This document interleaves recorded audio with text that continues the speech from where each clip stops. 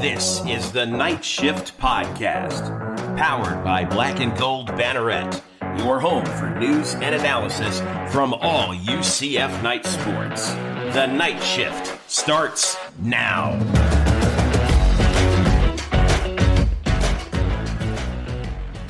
Welcome to NightShift. We've got, actually a surprisingly busy show, even though we don't have that much sports to talk about. Jeff Sharon here with you. I've got the student of the game, Kyle Nash, in the house. I've got the nightcapper himself, and also our resident sports business expert, Bryson Turner, in here on the show tonight. We got a lot to talk about on this Monday, June 9th. Especially, we're going to be spending a lot of time talking about the House settlement and what this really means for those of you who are like, oh, the House settlement. Yeah. What's that? And what does it really mean? Or why are we talking about Hugh Laurie on this show, Jeff? I know, yeah. Drop your Hugh Laurie gifts in the comments for Kyle's Kyle's amusement, please.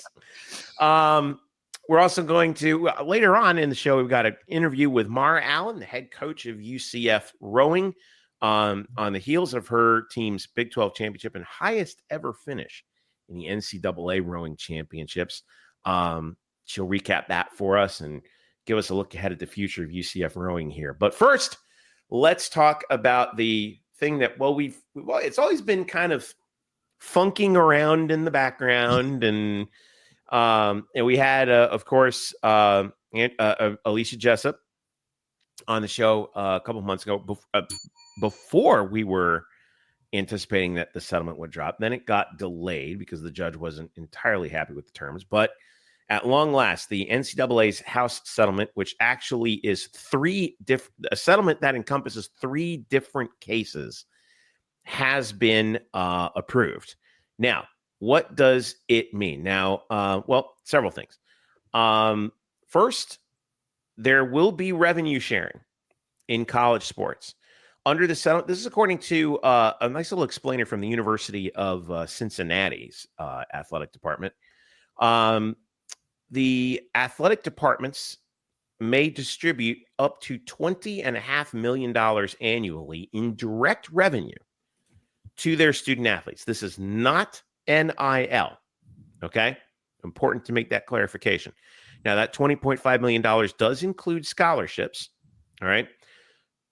They can give more, they can give less. Now, how they distribute that is going to be a source of contention. There are a couple of different models that are already out there. One of them, I believe, Bryson Turner, correct me if I'm wrong, I think it was 80% to football, somewhere around 80% to football, 15% to men's basketball, 5% to other stuff. That's not the same model as everywhere. Some are doing it based on other metrics, which we'll talk about. We don't know what UCF is going to do just yet. At least we're not 100% sure, but hopefully we'll figure this out. All right, NIL.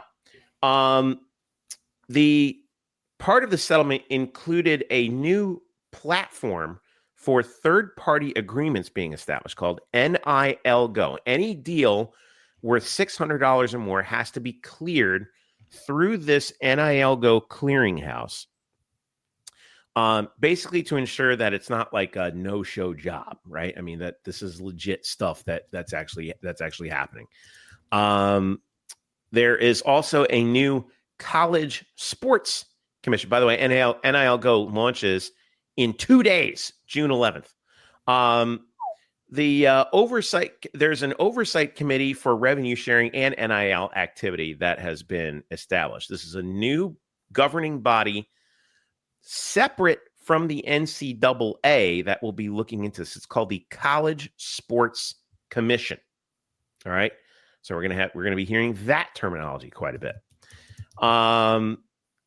Now, there are also a number of other details involved. Former student athletes will be compensated who began competing in 2016 through September 15, 2024, are eligible for NIL back pay to the tune of $2.75 billion. $1 billion. With a B. Now, the deadline for students to apply for those alumni to apply for back pay was back on January 31st. So as part of the class action lawsuit. There will be new roster limits set for certain sports. Football, I believe, is capped at 105, not 85. So all those of you who are worried about, this will do away with the walk-on. No, there will still be walk-ons, but the limit is 100. The roster limit is 105. That's not the scholarship limit.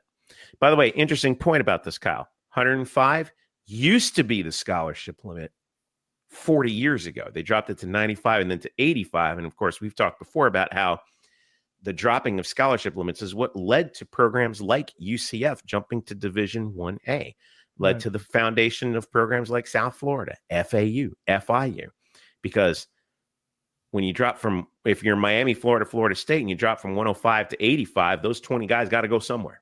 And major power could no longer stockpile talent just cause. Yeah. So, now, all that established, there are a number of different questions that are going to be popping up. Number one, how's the revenue going to be split? According to Dan Wetzel, which Bryson has so ably sent me over here, one rough initial estimate within the industry is that 75% of the $20.5 million will be allocated to football, 15% to men's basketball, 5% to women's basketball, and 5% to other sports. Softball, volleyball, hockey, soccer, lacrosse, track, whatever the schools may prioritize. And as an aside, like sources that I've come across and things that I've heard have said that the Big 12 are basically going to adopt this. The SEC is actually one of the groups that had more contention. One school in particular, allegedly even talking about 100% of that going to football. So that's a whole other conversation. Wonder who that might be. Well, I wouldn't want to. I'm not trying to raise too much hype about who it might be, but we'll leave it at that. If you're worried about any school, in particular UCF, being caught with their pants down on this, you shouldn't be, because obviously this has been coming for quite some time. Statement from Terry Mohajer. Quote, the approval of the NCAA House settlement marks a significant moment in the evolution of college athletics. At UCF, our priority has always been the academic and competitive success of our student athletes, and we continue to remain committed to adapting to the new structures that have emerged. We have worked closely with the Big 12 Conference to prepare and navigate for this transition. I'd like to thank our staff, university leadership, governance boards for the months of work preparing our game plan for this new era of college athletics. We are excited about this new opportunity and remain dedicated to investing in the resources necessary to compete at the highest level and position our student athletes for competitive and postgraduate success. End quote. That's UCF Vice President and Director of Athletics, Terry Mohajer, on a statement on UCFKnights.com. Gentlemen, now that we know like 0.1% of how this is all going to shake out over time, thoughts starting with you, Kyle. We've been waiting for this for a while. Is it... Here's the question I really want to ask you. Is it as bad as we were thinking it might be, or better? Nice. Well, here's the thing, and this is the part of me, and Jeff, I know you have your particular opinion about one Joel Klatt, but the way he starts his show is saying it's the dawning of the golden age of college football. And for all the stuff that was being built regarding expanding it and there being more parity in college football in particular than they have in a long time. And I'll grant you, House touches more than just football. I acknowledge that, and I'm sure we'll get into some of that later. But in particular, because football is the revenue driver that it is overall in college sports, I get very concerned for the littler guys out there. And I think this is, we've seen just Title IX impact championship programs at smaller schools. What is this going to do? And granted, there's no way any of us can immediately, without having numerous calculators and slide rules, truly understand the seismic impact, so to speak, right? What is the thing that always happens with moves like this is unintended consequences. Mm-hmm. I think we're going to see an awful lot of those. If you thought NIL was said this to me one time, Kyle. They said unintended consequences have a tendency to be unintended. Correct. Yes. Well played, sir. No, I'm more thinking of Jack Nicholson's Joker, wait till they get a load of me. That's what the House settlement is saying right now compared to NIL and other things that are going on. So expect chaos. But as far as the Knight Nation out there, understand that Terry Mohajir has the school generally out of debt compared to his predecessor. True. Not to say that UCF is rich. In the black is not rich. And oh, by the way, all just in time for the full revenue share to kick in here in less than a month as the fiscal year closes. So it's hard to, considering all of the above that UCF has just done in the short few years here in the Big 12 and had to deal with and collapse, I shouldn't say collapse, but shall we say correction of their program standings and things like that. They could be in a lot worse shape than they are. And I certainly feel like they're in better shape than a lot of their fellow Big 12 schools, even without even accounting for the American and things like that. I was just going to say, like, my impression was that looking at some of the details here that are now part of the law. Okay. Man, UCF got in right before the Stargate closed. That's a good one. I would have gone with Indiana Jones in the Temple of Doom, snagging his hat in the pit full of spikes. Sure. Couple of other notes on this. The NIL clearinghouse, NIL Go, any deal signed after June 6th of this year, 3 days ago, must be reported. Deals signed before June 6th have payments after July 1, but have payments after July 1 must be reported. NIL Go reviews whether the payer, P-A-Y-O-R, interestingly, of the NIL deal is a, quote, associated entity or individual. The compensation is within an acceptable range of compensation and whether NIL activity is for a valid business purpose to promote goods or services that are available to the general public for profit. I would like to know what the rule book for NIL Go is going to look like, and what the sort of schedule of fees is going to look like based on, I know this is where Deloitte comes in too, to regulate what is or what does or does not qualify for this. And if something misses, Deloitte then makes a ruling and it goes immediately against their the 20.5 million piece, is my understanding. I could have a little of that off kilter, but Deloitte is meant to be in there as sort of a check and balance to the process as a third party. Yeah, they are. Deloitte is the guarantor, I guess, of the NIL Go clearinghouse. Get ready to hear a new name, Brian Seeley. Brian Seeley, who is a former MLB executive, he is now the CEO of the College Sports Commission, which, as we mentioned before, was launched to address issues related to third-party NIL deals, revenue sharing, roster limits, violations to any of those House settlement rules. This feels like I was almost going to say like a shadow NCAA, because one would think, oh, this feels like it's, this sounds a lot like something that should be handled within the compliance office of an athletic department. I mean, it's certainly the next active evolution of it, right? That's kind of my feeling. For you history buffs out there, if one is the Articles of Confederation, perhaps this is the Constitution, so to speak. In other words, it's the next evolution of what would be to come, perhaps. I would make a different 18th century analogy. I would say that if the NCAA compliance structure is the Constitution, this is the Bill of Rights. Oh, you think it's an additive rather than a replacement? That makes sense. Okay. That's a good idea. Bryson, I want to go to you here. Listen, all right. For those of you who are not well versed in this, all right, and this is why I want to defer to Bryson, because he has the details on things, and the reason why is because he is a proud graduate of the DeVos School of Sports Business Management at UCF. And Bryson, you've been on top of a lot of the details here, but zoom out for me and tell me, what do you think is going to be the biggest loophole that someone is going to try to drive through here? What are the big questions, or what is the big question that you have about, like, how are we really going to do this?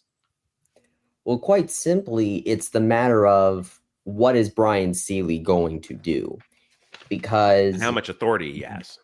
Yes, you are right.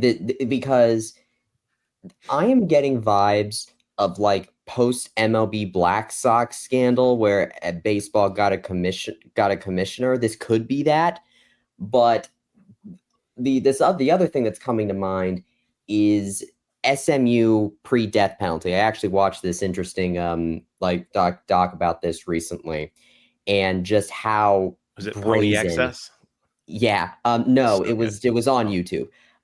It was, and so it was how brazen SMU was. It was about the death penalty in general more, but SMU just ended up being a big part of it. Talking about Eric Dickerson's gold Trans Am. Yeah. So, but with how brazen SMU was, and it's clear that those people in charge of basically just funding SMU essentially basically said to the NCAA, or what? What are you going to do? Essentially, like open defiance of that. And because of how new, that's a polite way of saying it, but anyway. I was thinking Jules from Pulp Fiction. How dare you? How dare you? Anyway. There was some wild things that those people said. I'll say that. But my point is, in what army?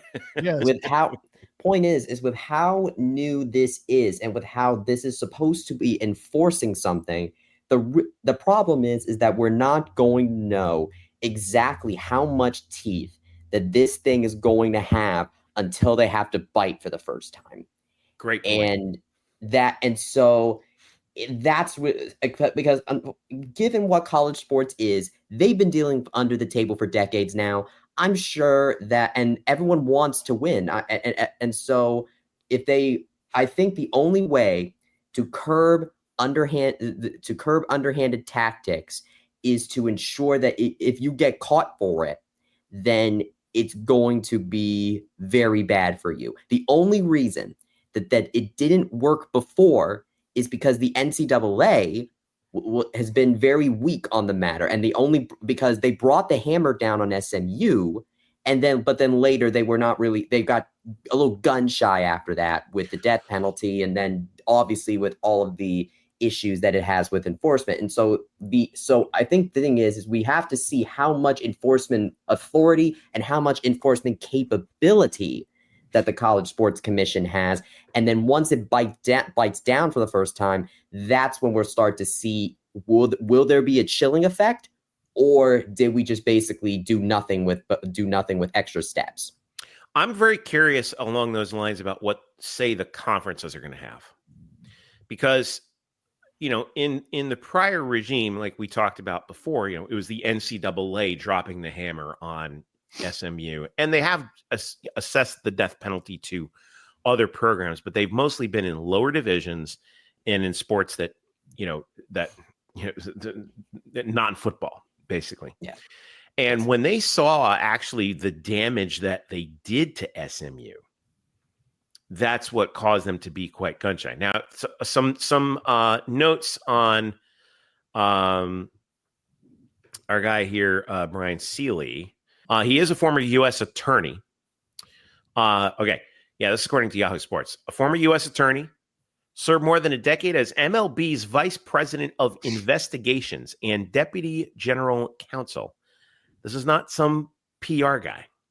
This is interested in being as TV as Bryson is hoping for. Yeah, this is if you're stack ranking the sports lawyers in the country, this guy's pretty high up the chain.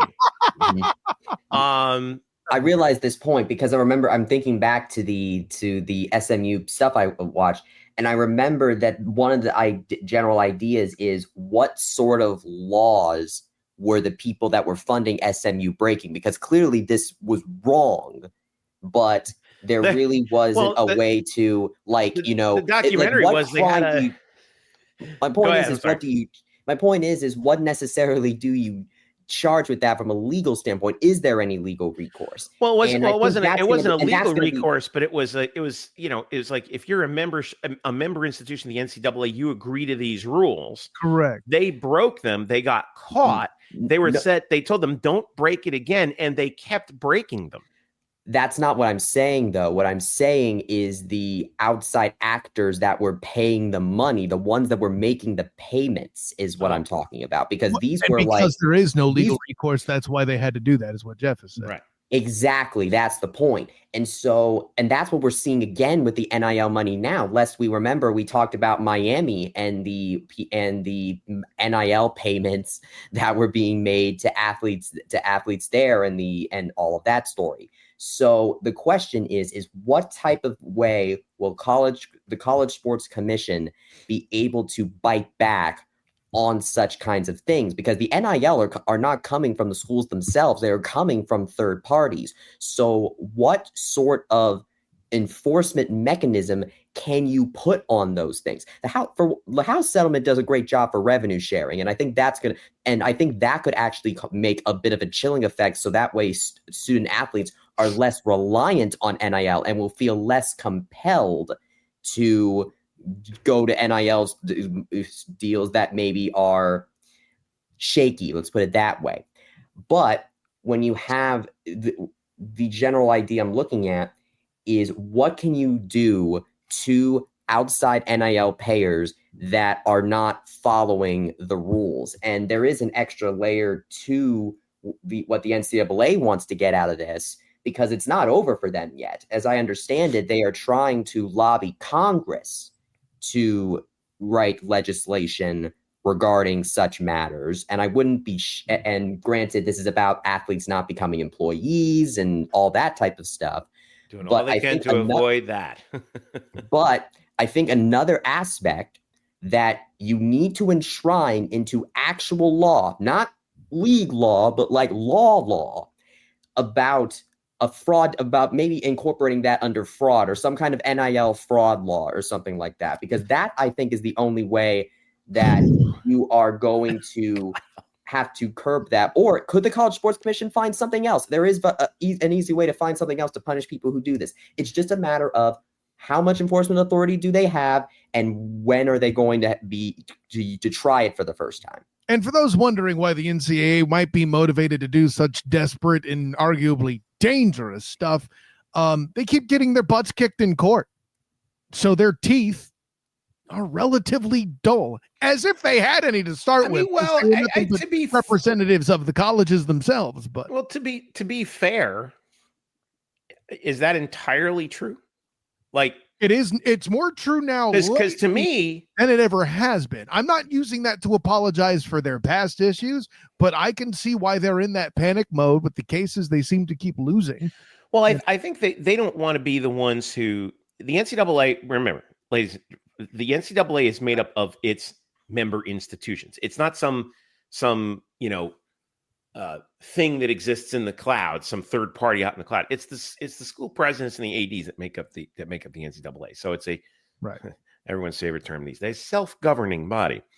Allegedly. I think that based on what you're saying, what the NCAA is trying to say is it's really the institutions trying to say, hey, if someone gets in trouble, they don't want to be the guy to hurt one of their own, because if you hurt one of their own, they can come back and do the same thing back to you. So they can go. Let's make it so that can happen on a federal level. Well, that's what they're saying is if there's some sort of legislation about it, and I'm not saying I support this, but if there is, or I'm against it, but if there's some sort of legislation, the NCAA, again, its member institutions, if someone breaks a rule, they can say, look, this isn't us doing this to you. This is Congress. Like, we didn't do it. That's the law. It's not us, just saying, I think there's a bit of a column A and B here, frankly, because with all the pressure they've been facing for their reputation for being weak and powerless and all that as it is, I think that, yes, I think both things are true. I like the point you're making that if it's nice to passing the buck. Yeah, exactly. It's nice to have a gorilla in the room that can lay the smack down on your behalf. 100%. this is where your Articles of Confederation to Constitution comparison actually kind of fits, Kyle, I think, because now you have a more centralized authority with the College Sports Commission in theory that is able to centrally organize all of this stuff so that way the institutions won't get mad at each other. There's like a general thing that we all have to follow, and we don't police ourselves, because that can, of course, create grudges. And if I said to you guys out there that the way I would continue to further bond with Bryson Turner is 1800s legal schmack, I would have called you a liar. I'm just saying. I've been to school too, Kyle. We've all been to school. Okay? Yes, but come on, man. How often are we talking about the Articles of Confederation together? Let's go. All right. Let's get off of the Articles of Confederation as soon as humanly possible. A couple other notes that we got on this. A pretty good FAQ from Dan Murphy of ESPN. All right. The settlement actually has a expiration date. It's 10 years. All right. The revenue sharing payments come in the form of contracts, which schools purchase the rights to use their blah, blah, blah, blah, blah. 10-year long settlement. The number, the sort of cap, salary cap, if you will, goes up 4% every year, ending at $32.9 million in the 2034-35 academic year. Good God. And that's and then we'll be right back here again. That is an NFL number. Sorry. Yeah. We made this comparison already. It is still unclear, as you guys hinted about, how Title IX will apply. It's scary. The settlement provides no guidance on that. None. Okay. In fact, TCU basketball player Sedona Prince is one of the lead plaintiffs in a case and a prominent advocate for gender equity in her college career, told ESPN she thinks any increase in scholarship or medical benefits should be split equally between men and women, but that revenue share dollars should be distributed based on a sport's popularity. We will see how that plays out. That is, I don't know how you do one. And with no disrespect, I've actually spoken to Sedona Prince. You could see that on the NightShift YouTube channel. Yeah. But not about this topic, though. Yeah, not about this topic, about basketball. I know we talk sports sometimes here on NightShift. Well, I think she's what she's doing is she's setting the salary floor. Right. I agree with that. Okay. I don't know how universities are supposed to account for this. Scholarship, medical. Okay. You guys cover that. Everything else is gravy, which I think is fair. Based on 10 years ago with our former panelist, Drew Glukov, on a show we used to do together, that if you would just take care of the player's medical, they probably wouldn't have even brought this suit in the first place. Fair point. Now you're going to do it whether you want to or not, Humpy Bumpies. Yeah. Anyways. Let's see. The plaintiff's attorneys will be responsible for making sure the schools are properly reporting the revenue through the 10-year agreement.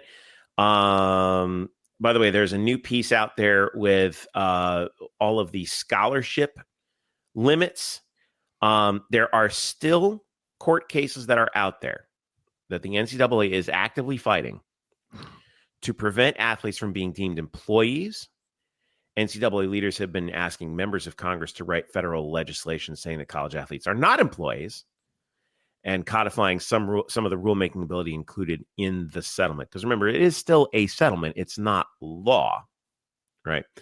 Charlie Baker, the president of the NCAA, said he hoped that the settlement would provide some momentum for a federal bill. I think the federal government's got other things on its plate right now that it's got to take care of, but, so that's where we're at. And I tell you what, you know what? Let's do like this may not be live, but I tell you what, I'm interested in doing, as we wrap this discussion up for now, I'm interested in doing sort of an NIL / house settlement FAQ and how that applies to UCF with you guys. And here's what I want to do. All right. If you're listening on this podcast, and if you made it this far, you are, send us your questions about this and specifically how it affects UCF. We're going to find out, or at least try to find out, some answers. and we're going to try and get some more guests on the podcast over the course of the summer. So hit us up on our socials. On X, we are at UCF UCF Banneret _SBN. We are at Facebook.com/Black and Gold Banneret. Threads, Black and Gold Banneret. Instagram, Black and Gold Banneret as well. Hit us up on the YouTube channel, which is NightShift UCF. Drop something in the comments in this podcast. Ask us, tell us what questions you want answers to. And Blue Sky, by the way. And don't forget Blue Sky as well. UCF Banneret.bsky.social. All right. Because, look, this is, like I said, old Chinese proverb, the longest of journeys begins with a single step. Word. The minute that settlement dropped, that was the first step. It was not the end of anything. Go ahead, Bryson. I remember reading in one of these articles about this is that today is going to be remembered in the same way that the NCAA's foundation was remembered in 1905, and then the implementation of Title IX. But the day that Title IX was implemented for the first time, that was not the end of things at all. There was a lot of fallout that happened in the years ahead after that, and so we are now nation that led to fallout. Like there's to add to your point, Bryson. There's steps and process and things. And some of us, by the way, are still old enough to remember that. Now listen, don't get me wrong. On balance, Title IX has been a tremendous boost, obviously, for college sports. Net right? positive, sure. Now, we're still old enough to remember people who complain about it. Said that, well, there are these sports that we had to get up. And my perspective to that is, well, too bad. We needed more women's sports, and we got them. But now it's a different question of gender equity. Now it's a question of finances, wealth distribution, and wealth distribution. And I think that's where, man, I don't know. It's going to get bumpy, right, Bryson? Yes, there's going to be a lot more, I think, watershed cases to come, and not necessarily on the same level, from a macro level. I think that now we have I think that what this does is it establishes a macro level for certain things. Now, from here on, is when we're going to start getting into more of the micro things, just like how with the consequence of Title IX, each school had to reckon with their compliance to it. And so now we have this here as how are we going to reckon with compliance to these things, and how will the execution of those things cause fallout of how people will deal with that in the future. All of that is still to come. All right. That and more right here. You know where to find us. NightShift, Black and Gold Banneret as well. All right. We take a break and we come back. Let's talk rowing, and let's talk UCF rowing, specifically to Mara Allen, the head coach of the UCF rowing team, who just came off of a season where they swept the Big 12 championships and had their highest finish ever in NCAA competition. We will have that and more when we return. This is Night Shift. For all the latest news and analysis from every UCF sport, visit blackandgoldbanneret.com, your home for the UCF Knights on SB Nation. We bring you all the latest news and in-depth analysis from across Knight Nation, from football and hoops to golf and tennis. If you want to stay on top of all things UCF, visit blackandgoldbanneret.com, powered by SB Nation.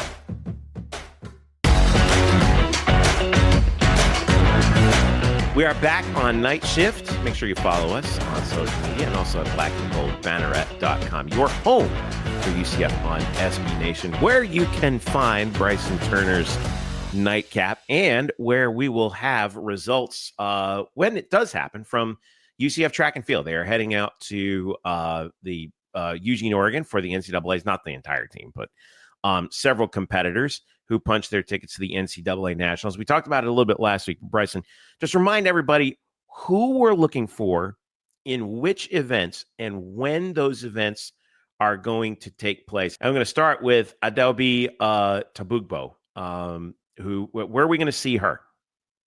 We're going to see her in both events that UCF is in this one. She is competing for herself in the 100-meter hurdles, which will begin at 5:08 p.m. on Thursday, June 12th. She's going to be, I actually have the heat times listed right here. She'll compete in the third heat there. So 5:08, so just after 5:08 p.m., we'll get Adobe Tabugbo running in the 100-meter hurdles semifinals. Earlier that afternoon, though, Tabugbo will be in the 4x100-meter relay. She'll be competing there along with Janiyah Pulliam, Asia Wilson, and Jasmine Newberry. Yep. They will be competing at 4:05 p.m. in the 4x1 relay semifinal. They will be in the second heat of action in that one. So the times to keep an eye out are 4:05 p.m. and 5:08. UCF will be in action just after those times because they're not going to be in the first heat. All right. So that's the update for UCF track and field. And that will be the final UCF athletic event of the 2024-25 athletic year. We just had the second to last one in terms of NCAA participation with UCF rowing. Of course, last week UCF finished in the top 15 in the NCAA rowing championships in New Jersey. Highest finish ever. We covered that in depth, but we were fortunate enough to get head coach Mara Allen to talk to us afterwards when they got back from New Jersey. And Bryson, before we go to the interview, just a tremendous job by Coach Allen. And what were your impressions from her afterwards? I think she talked about it a little bit in the interview, which you'll hear in just a second, but I sensed, relief that she was able to put the program back on track, on the trajectory that she envisioned for it. Yeah, absolutely. I think also, this is a first time for her. This is her first time as a head coach. And so I think not only is it relief at a job well done, but it's also a relief of this is mine, this is about her own implementation of the process. And now that she is here at this stage of things, now she is able to focus on building the program to get to places that it's never done before. In fact, she already kind of added some to the UCF rowing history books a little bit this year as Hannah Lovejoy became the fourth CRCA All-American in program history. That news dropped about the day after our interview with her, so we weren't able to discuss it with her directly. But that is a huge accomplishment for this program and for Coach Mara Allen to get that type of honor on a team at this point in time. All right, let's go to our interview with Mara Allen, head coach of the Big 12 champion UCF rowing team. Jeff Sharon and I, Bryson Turner, are joined today by UCF rowing head coach Mara Allen, who is fresh off of a program high finish at the NCAA Championships. Oh yeah, and she won a Big 12 title too. Coach, how you feeling now that the season's all wrapped up? Feeling great. It was a really fun way to end the year, and it was really great to see athletes work hard, go out there, and then throughout the year have a goal in mind and go out and achieve it. I think that's kind of the dream scenario. So we're just really lucky that we were able to be a part of that this year. How much of that kind of at least has been on the fact that you got a program high now, like 3-spot improvement over the last one from 2019. I saw when I read about it how this was a huge goal for you to be in the top 15. So just what was it like to kind of see that come to fruition? Yeah, it's so odd because in rowing, right, it's the team point. So when the 4 finishes, you start looking at okay, we kind of knew the other teams. We knew Dartmouth and Penn, we were going to be based on the finals. It looked like we could have maybe figured out if Indiana had done something differently in the first 8, there's a chance we could have been 14th. But our range going into the Sunday was between 14th and 17th.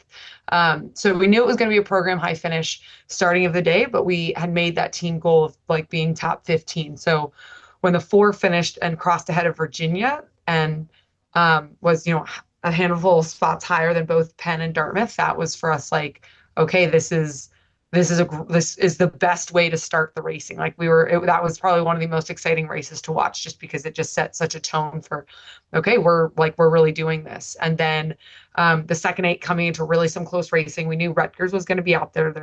They're the sixth or seventh ranked team going into the weekend. So we knew coming across the line coming across the line in front of their second 8 would be almost impossible. So we were pretty impressed at how close we were to them in the end. But again, finishing ahead of Penn and Dartmouth, we knew, okay, now we knew we had to finish in top 3. And then we had to finish within 1 place of Penn. So obviously seeing that first 8 coming out in like 5th or 6th coming across the line, the first 500 was a little, I think one of the parents thought I was in trouble, but I just like sat down and put my head in my hands, because I like can't even watch, because I knew the streaming was delayed, and like I knew none of it mattered. It just like, I don't know, just sending good vibes into the atmosphere of like, it matters to you. This matters more to you than it does to anybody else. This has to matter more to you. This has to matter more to you. And so when they came across the 500 and they were, I can't remember what it was, but it was just like, oh my gosh, they were like seat for seat with Harvard, and they were a little bit down to Syracuse. But it seemed like they were and Dartmouth might have been still up on them, but they'd been clearly moving. It was just like, because we were sitting at 500 meters to go, and seeing them come through was exciting and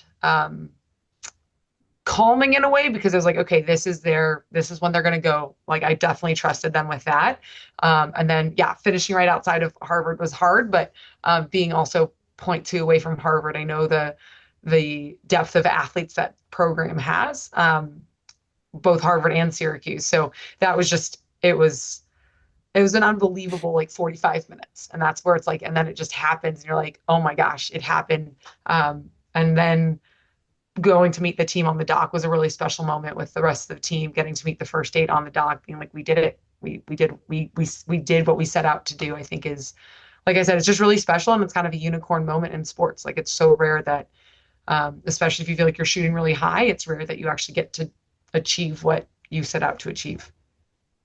Coach, I think one of the things that people miss, when we talk about rowing, is, the Big 12, everything happens in one morning, right? Mm-hmm. The NCAAs, it is, calling it a grind because it's 3 straight days of racing, Yep. I don't think really fully captures like how difficult a task it is for your athletes. How did you go about preparing your athletes and their boats for this? Like I said, this like absolute grind of a regatta that the NCAAs really are. I'm so glad you brought that up, because I think it's often overlooked just how hard a 3-day regatta can be, especially when every day is a progression. So meaning, like, if you mess up on the first day, you might have had all these like hopes and dreams for what the NCAA championship was going to be, and then that can all get squandered day 1, and then you have to make the best out of like maybe a not so great situation, or you were shooting for something and you got it, and that's really exciting. So, there's so much adrenaline that first day, and then you come off of it, and then you have to get the adrenaline back up the second day and then come off of it. And a lot of people don't realize by Sunday, there's so many, like, everyone's natural instinct is a little bit like, I think there's a part of everyone that's like, oh my God, I just want this to be over. Like, you're almost just tired by the time you get to Sunday. And I think a lot of people, when you look at athletes racing in the prime of moment, you would expect, oh no, there's no way they're feeling anything but excitement, enthusiasm, folks. And yes, I think that's the goal, but they are also humans, and humans, when you put them through really high highs and low ups and downs, like over 2 days, by the third day, it can get exhausting. Like, they can just be exhausted. So having been to NCAAs, so many times in the past, I was really aware of that. And I talked to them a lot about it throughout the year, so that when we had done hard pieces on Thursday and on Friday, and we're going to like a harder workout Friday afternoon, I'm like, this is how you might feel on Sunday. Like, don't expect to come into Sunday feeling fresh and like the best you've ever felt, you're probably going to feel a little bit beat up and like you've been hit by a semi truck. So like know that, and know that like when you do well today, it's the same thing of like you go into the Sunday and you're like, wow, I don't feel fresh like I thought I was going to feel, but I can still perform and it can still be awesome. And we worked a lot this year on how to get yourself into the right mindset so that you're not relying on how you feel to put yourself into the right mindset.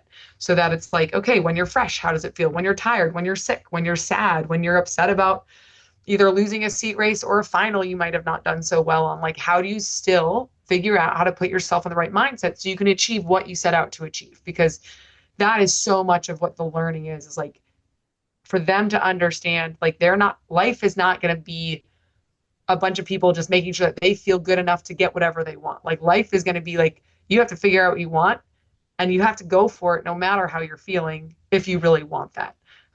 And so that was like a huge part of this year, was kind of trying to tie in NCAAs to every single workout. And then, yeah, and I think that just goes a long way. And then also trying to be as over prepared as possible. The chance that you have 3 boats that have 3 races that are all the best race of their life is really, really unlikely. So you're likely to have 1 out of 3 boats, or maybe even 2, or worst case 3, like on the finals day, not have their best performance. And that's partly my job. Like a lot of my job is to help them get set up so that they can have their best performance. But, I'm still figuring things out as well. And so we also wanted to make sure that we were training hard enough that even if we didn't have our best race, we were still going to be in the world of achieving our goal, if that makes sense. So that we weren't just looking to be like squeaking by in top 15, but like solidly top 15. So it's funny that you talk about that, Coach, because of the slog of it all, because that's a little bit of a double-edged sword that you had to face with an NCAA, because you had that weather delay on Saturday, and so it gives you more rest. And lo and behold, that evening, all 3 of your boats rode their fastest times of the season, quite a wide margin in the case of the second 8, and Yeah. then you have to come right back out there on Sunday morning on short rest on Like, finals day, which you've talked about being really key. What was it like kind of having to maneuver around that or kind of deal with that? yeah, that was tough. It was like less than 12 hours in terms of turnaround. Well, like we got back to the hotel around 7:45, and it was wheels up around, for the first boat was wheels up in the like early 5s, if not late 4 o'clock. I think the first boat left for the race at 5:05 to get there for a 7:10 start. So, I will say I could have managed it a little bit better, just in terms of like slowing down a little bit and taking some more time with them to talk to them. But I think they handled it so well. Like I'm so proud of them, how they handled it. We got back. There was no one looked beat up. I'm sure they were feeling beat up, but like in the morning when people got in the vans, there were bright eyes and smiles, and like, yeah, it was early, but we were lucky that the sun comes up pretty early in New Jersey, with it being a little bit farther east than us. So I think that the practice of every morning when they walk into the boathouse, they're ready to go. Like that's the expectation. And if you're not, that's okay. Everyone's human. But if you can't walk into the boathouse with a smile and being upbeat, you need to come talk to me, because we'll figure something else out. But so I think that they're in that habit of like getting up and getting after it really helped, because yeah, like that was definitely a tight turnaround. But I also had talked to them about, before we left, it was like something is going to go awry. Like something is going to just be weird over the weekend. Like there hasn't been one NCAAs that I've been at where everything went smoothly, whether it was our flights got delayed and we got stuck in the Austin airport for 9.5 hours, or they ended up racing the finals on Saturday afternoon because of a storm they thought were coming Sunday.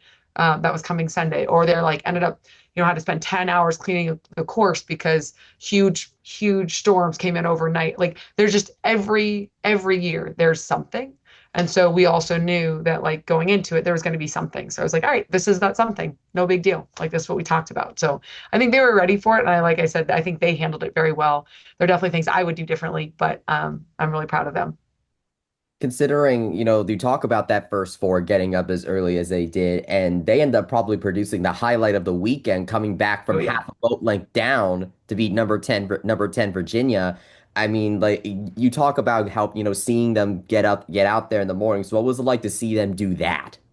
Oh my gosh, like absolutely unbelievable. That was very exciting. Just um I think we always had a hint of that. That's something they were capable of. Um, but seeing them actually go and do it when it mattered the most, yeah, and that's a coach's dream for your athletes, that for them to understand like they are capable of so much more than they think.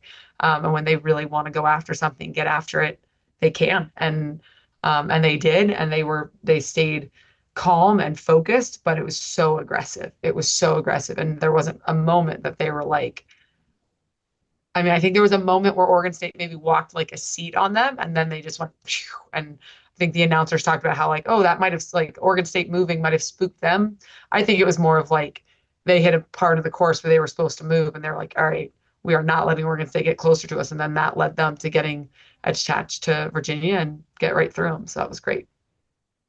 So I gotta ask because this is a bit of a follow to the whole Saturday Sunday thing. With Yeah. Saturday being as high performing as it was, it made me ask something. Was it more about you getting more rest between days that did it, or is it the time of the day that does it? Because I know rowing is a very morning centric sport, and so I don't know if its afternoon conditions were just better, or was it more of a rest thing?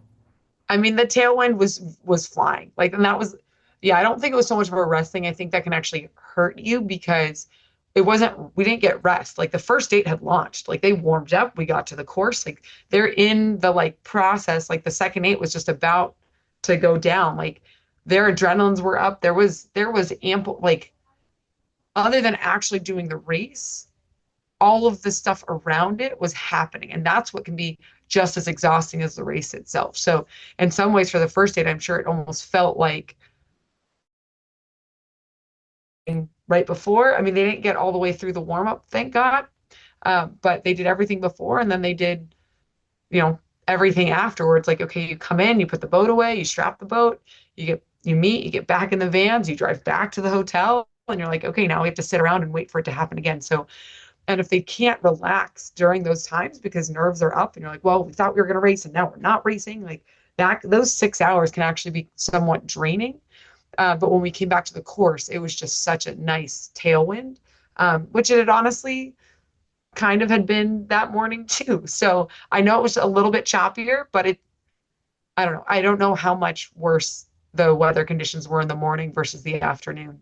Um, it was definitely a little bit warmer, which was nice. Sunday morning was very cold. Sunday morning was like 50 degrees. That was a shock to the Floridian vibe that we normally get to row in. So yeah, we were like, we're missing half of the degrees we're used to. So that that was a little bit that was cold for sure. So one other highlight I do want to mention, and you kind of alluded to it earlier, is the three-way dead heat of the first eight between Harvard, UCF, and Dartmouth, Mhm. which, as you kind of alluded to, ended up being very crucial to UCF getting that program high finish. So when you see something like that, because obviously it's a little bit different to the comeback of the first four, so like give us a little lowdown of what your view of it was on that, and then just like that entire day producing arguably Yeah. some of the biggest highlights of the season. Yeah, I think um, with us beating Harvard in the semi, that was in the semi, yeah, and being really close to Princeton in the heat, I think they did have two very great races. I do think for them, their final race, like I thought it looked fine, but they definitely said it was like that was not that was not their best. So they were a little bit maybe not even bummed, but just like, okay, like that's a note. But even still, even in the piece, they said the first bit was a little bit rocky, but then they like locked in and got it together.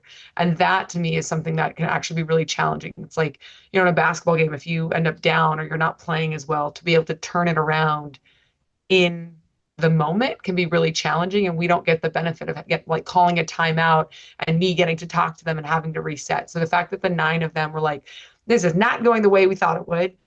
Like, okay, like regroup, let's figure this out and get on it and make sure we get ahead of Dartmouth. And obviously doing everything they could to get ahead of Harvard. That that is like that was actually I was actually impressed with that, even though it wasn't like, oh, their best race ever. I think sometimes what you do when things aren't stacking up for you is more, I don't know, it can be just as big of a show of your character. And I think that's even with the four, like, okay, they definitely started aggressive, but they hadn't. I mean, I think that was actually probably the race of their lives in terms of like getting to get ahead of Virginia. So that was just great from, I think, start to finish for them. And then I also think the second eight being within 2 seconds of Rutgers was huge. That was like that I think was also one of their best performances. They came out so much more aggressively than they did in the heat. I think you can look at like the first 500 back to Northeastern in the heat versus the final. It was a lot more competitive. Our stroke seat in that boat's Sophia Scott. When she races, if she's racing and she's out for blood, like it shows. Like she is someone who like absolutely loves to compete. And I think she was just a little bit too, or she says even that she was a little too, and you can get, it makes sense that it can happen, but sometimes when you're just like, okay, just trust the process, let's do this, versus like, no, like I'm going to drive it, let's go, let's get out of here. And she's mature enough to be able to just have that racing mindset. Some people, if they have that racing mindset, it gets crazy and hectic, and it's like, no, you just need to calm down. She's one that just like, we need to like feel like we're holding her back, and she's just like, let me at him. So that's also why she's up in stroke seat, because she is such an aggressive athlete. How much would you say the team benefited from day one? Because that was the big day they went up against the top 10 teams or multiple of them. Like, how much do you Yeah. feel like they learned from that day? I think a lot. I think sometimes to see like, yep, that's where I think for the first eight to be within swinging distance of that group was really great. To be having overlap with the top with Princeton. Now Princeton, I think, definitely had a rough race. So but for them to see like what the next level looks like and just how fast it is, like we need to be 4 to 5 seconds faster in order to be competitive in those races, so that if there's a time in the future that we're looking to get into the AB Grand Final, we need to be punching a little bit above where we punched this weekend for sure. And of course, you learned this weekend how big getting just one boat in the B final can be, because Indiana ended up finishing one spot ahead of you, and they got that one boat in the B final in there. Yeah, and that was where like if they and their first eight killed it. I mean, their first eight ended up beating Michigan. I don't know if Indiana's ever beaten Michigan in the first eight. So that was huge for them and their team. And it also is the reason, like if we had come in second, I think, first or second, I think in the C final, and Indiana had come in last in the B final, then that would have put us in 14th. So it was like also seeing, okay, but it was also great to see how much more depth we had, that like our second eight and four were decently, I haven't looked at the times, but at least one of them was decently faster than Indiana's boat. So just knowing that like, okay, we might not have the same top speed yet, but that as a team, I think we're doing a great job. Both Indiana and UC, both the first and second eight, I have the times in front of me. They did finish pretty ahead of Indiana. I think it was the first four that was pretty far ahead in terms of time. Yeah. So now I do want to ask for you, because you talk about having your head in your hands and all the emotions of the moment really getting to you. And I just still remember talking to you and before the season started about, and I think right when you got here, about how you initially weren't thinking about becoming a head coach at first. And now 2 years on, this happens. Yeah. So I mean, validating maybe comes to mind, but what is it like for you to get this far in just 2 years on the job? Yeah, I think it's just nice to know that it's almost not validating, because the responsibility of being a head coach, I just have always felt is huge. And maybe some people don't feel that as much when they want to take over a program, where it's like, oh, I just like I think it's really easy to look at it as being a head coach as like a really shiny thing of achievement. Like, oh, I'll be in charge and that'll be so great because it'll be all my decisions and I get to do what I want. And I think I've never looked at it like that. I've always looked at it on the other side of like everything is going to be relying on you. So if this doesn't go well, it is 100% your fault. There's no one else. And if you're looking for other people to blame, then you're not really taking ownership of the leadership role. So honestly, for me, it's a huge sigh of relief because I think when I took the job, I knew what a big responsibility it was and the impact you were going to have. Like I'd seen the impact that David had on the lives of the athletes he coached, and just wanting to do right by the athletes, like wanting to have that impact that their lives are decidedly better because I took the job. That's like, I want to make that kind of impact on them. So for me, it's just a sense of relief, honestly, like validating, yeah, because obviously like the ego of just like, okay, I'm not terrible at this, but the reason, obviously, I'm very competitive and I love to win. And I hate to lose, I think more than I like to win, um, but, but like, it's like I can win in so many other, like, as an assistant coach, I was like, I got that same validation. Um, I think here it's more of just like the weight of the responsibility of being a head coach and knowing that like, okay, like I think the women on our team feel empowered. They feel like the hard work was worth it. They feel like, okay, you can go from here to here by being a good person, by working hard and having a good attitude. And I think those are just such invaluable lessons to learn. So that, yeah, it's like kind of like where they're going and who they're becoming, I think is that's moving in a really good direction. So it's definitely a sigh of relief that I don't have to move to, like, our backup plan was always, my husband's from Kansas. So the joking backup plan is like, okay, we just moved to the farm in Kansas and I, bury my head in the sand and pretend this never happened. And hopefully people forget who I was really quickly. So obviously 2 years. So 2 years. It's only just 2 years of bringing your athletes in, and a whole bunch of them ended up, rowing on those first, second, and at first, second, and eight, first and second, eight, first four boats. So how does this provide a springboard for you going forward?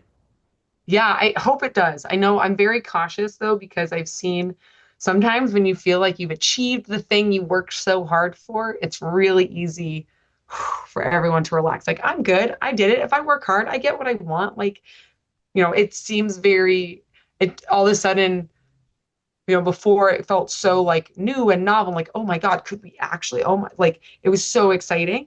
I think blessing and a curse, we're only losing two rowers and one coxswain from that NCAA travel squad. And then from the Big 12 travel squad, only an additional coxswain and one additional rower. So from like our top 30 something people, we're only losing three rowers and two coxswains, which is really nice. We have a very good recruiting class coming in that we're really excited for and really proud of. I think they bring a lot of enthusiasm. There are a lot of big characters, a lot of big personalities in that group. So we have such a nice recruiting class coming in that I know next year I'm going to have to be, as a coaching staff, we're going to have to be incredibly challenging to them. Like, we are not, and also to ourselves, of like, it's really easy for coaches even to be like, yeah, I'm good, I got this. Like, look what we did in just 2 years, and feeling really like relaxed about that. So because I know I doubt Harvard right now is like, I don't know what they were gunning for, but they did not seem like as excited as we did coming off the dock. So we have to make sure that enthusiasm does add like hope and not laziness moving forward. So that is something we're going to be very watching out for a lot in the fall, of like, nope, we have to keep our edge. We have to keep focused on like what we can achieve and where we're going, and not just so proud of ourselves for what we did in the past. I think my favorite saying is, have you heard the term like resting on your laurels? Yes. And that comes from the laurel wreaths of the Olympics, like winning the Olympics and having the laurel wreaths on your head, and then like resting on your laurels is like, oh, I've won the Olympics, so it's fine. And that was just like, yeah, making sure that we're not satisfied. Like, yes, we achieved our goal, but at the end of the day, top 15, like, that's not where we want to be. So there's still so much work to do. Well, you mentioned that enthusiasm. I've seen Knight Nation share a lot of that enthusiasm. I saw one comment that pointed out how we're competing with the likes of Northeast schools, so I think you're doing something right there. Coach. Yeah, I'm excited. Coach, thank you so much for taking some time with us. Congratulations on the program high finish, and best of luck during the off season. Yeah, huge congratulations, Coach. Thank you. Awesome. Thank you so much, guys. I appreciate it. Thanks to Mara Allen, the head coach of UCF rowing. Thanks also to oh wait, no, who did it? Was it Frankie? Yeah, yes, Frankie. What's Frankie's last name? Noble, if I'm remembering right. Give me a second. Yeah. Yeah, Frankie Noble. Gotcha. All right. 3, 2, 1. Thanks to Coach Allen. Thanks also to Frankie Noble for helping us out, getting and facilitating that interview for us. And like we talked about right before, Bryson, you could tell, you could tell when a coach has his or her program running in the right direction, maybe a little bit ahead of pace than what they thought, right? And I don't mean to be putting expectations into people's heads, but this was a sport that you had said quite clearly, and you were right, that this would be the first outright Big 12 champion for UCF, and Mara and the rowers got it done. Absolutely. I mean, look, I said it back then that it was not a very hot take of a decision to make, but given now that we have seen it play out, I think her performance at the NCAA Championships, I think, is a very good indicator at where this program is. And with it being as early as it is in the Mara Allen era, that we can see now that the ceiling for it is higher than it was before. And so now we can actually focus on doing those things and instead of focusing on rebuilding. I think this year proves the rebuilding process is done. Now it's about how high can this program go. Let me ask you this last question, because you've been following everything on Nightcap for so long. You do such a tremendous and thorough job on that. When you look at the next UCF program to make the leap in the Big 12, who's your next pick? Who's next in line? Now, who's next to win an outright title? Outright, yeah. That is a really good question. Women's golf is a wild card because golf, of course, is a very wild sport. So if they have a good weekend at a Big 12 championship, they could do it at any given time. So I'm going to bar that with how unpredictable it is. If I had to give it to you right now, I would say women's tennis, because not to say that the men aren't as talented as the women are, they very much are. The difference is the competition in the conference, because women's tennis is very much Oklahoma State and pretty much everybody else. I think Texas Tech also had a really good team this year, so they could possibly have something to say about that. But the Big 12 in women's tennis is less competitive than it is on the men's side, because TCU was like a national championship participation on the men's side. Mm. So I would say women's tennis is going to be the next one, but I wouldn't be surprised if the men have something to say about that given their offseason activities. Fair, 100%. Well, it's been fun following that team. It's been fun following, and it's been fun following rowing during the spring. I think this has been a tremendous spring for UCF in terms of, what we've been able to see from these teams that, we frankly here at NightShift and Black and Gold Banneret are very proud to cover, because there's a lot of stories that, of people who do great things for UCF. We don't see them. They don't pop up very much on social, and we like to give them their props, rightfully so. So congratulations to Mara Allen, UCF rowing, on making history. And we will see if more history gets made with track and field later on this week. All right, let's wrap this thing up. Huge thanks to Kyle. Thanks for for his insight on, not just UCF football, but for what everything is going to, where this whole NIL and landscape is going to lead to us. You can follow Kyle at the SOTG, for the student of the game. You can follow Bryson at It's Bryson Turner. You can follow me on Blue Sky. I'm at jeffsharon.bsky.social. Follow us collectively at Black and Gold Banneret. We are your home for UCF sports and news on SB Nation. You can follow our YouTube channel, NightShift UCF. Subscribe to NightShift on Spotify as well. You can follow us on the other socials, Black and Gold Banneret on Threads and Instagram, UCF Banneret on Blue Sky, and then also UCF Banneret _SBN on X. Am I missing anything, Bryson? I think I pretty much hit all of it. Is that right? Yeah, I think you did a pretty good job there, Jeff. Not bad.